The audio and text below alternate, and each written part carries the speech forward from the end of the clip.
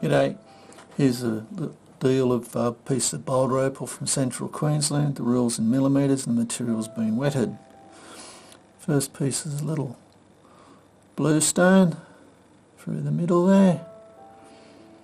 Pretty easy to cut that one. Next is a piece of Koroite material. It's a nice fire through the middle there.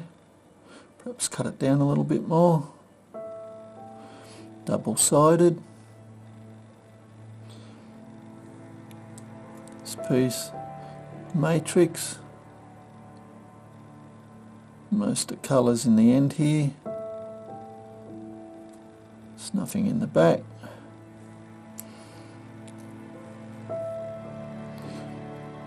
Basically just a little stone over on the edge there, but it looks nice under the camera, but it's a bit sort of, I'll call it sugary for a want of a description.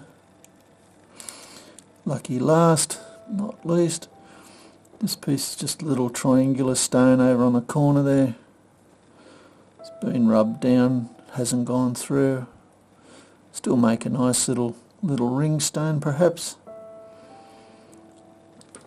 Anyway, there's your little deal. I hope you've enjoyed. Cheers.